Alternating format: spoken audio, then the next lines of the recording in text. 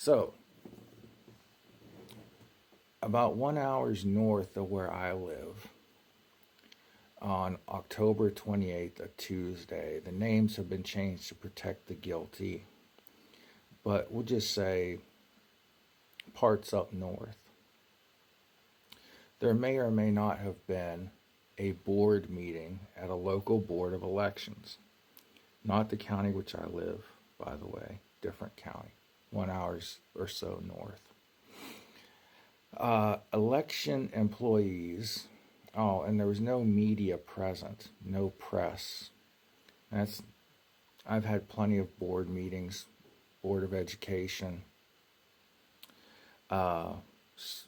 City Council, where the press just couldn't show up. They were notified. That's all that's required for a public meeting is notification of the press. But there was no press at this meeting. So you're getting true insider information here. Election employees may have brought forth ballots to the board to decide if votes should be counted. The one ballot was a mail-in ballot, and it had a crease. It was folded in half, and there was a crease going through the bubble that you fill in to cast your vote. Well, the scanning machine saw the crease and recorded it as a vote. Okay. Now, a Republican on the board of Elections said, are we counting votes already? Shouldn't this be handled after the election in the audit? The election employee said, well, we just figured we would get this out of the way now. Okay, that's splendid. Let's get to the moral of the story, or the crux of the biscuit. It goes like this. Some states do allow election employees to scan early and mail-in ballots before Election Day. Then when the polls close on Election Day, the employees press a button on the machine to tabulate the votes. And that's how we get those very first run of election returns. The ones you see like almost right at 7:30 or 8 o'clock, whenever your respective voting ends in your state.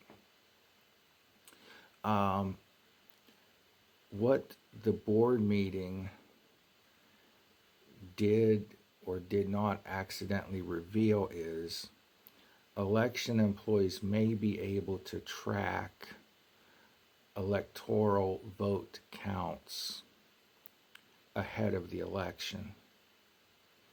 Now, I'm not 100% that that's what's happening, but the potential is there. Would this make our election system ready for corruption if election employees were able to tell candidates, political parties, hey, you're X number of votes behind? Example given, you need this many votes in this area of this state, and the corruption or the steal is on. Let's just maybe imagine in 2020, there was a state where a candidate was up by 500,000 votes. Supposedly, 100% of the votes had been counted in the bluest of blue areas, and the rest of the state was filling in red. And suddenly, a certain political party knew exactly how many votes to bring in the middle of the night. Just saying it could happen.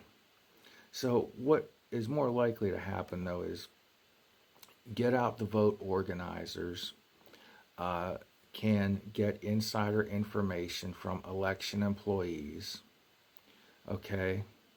Load up a few charter buses, head down to the Board of Elections for early voting, or they will know where to go harvest votes on or near election day. If you do a quick Google AI search, it will tell you some states, like I've already stated, some states allow ballots to be scanned, but no counts or reports until the polls close on election day. And of course, the secretaries of state and the local officials will quote you the law and say, these are the rules and regulations, and our elections are free and fair and just. And I'm sure most of the time they are. But who keeps oversight over potential pre-election counts, vote tracking, voting trend tracking, leading to leaked information that could lead to the corruption of our elections? See, when it boils down to it, anybody can say, hey, take a peek at the vote count there, just between me and you. And bada bing, bada boom, the corruption is on.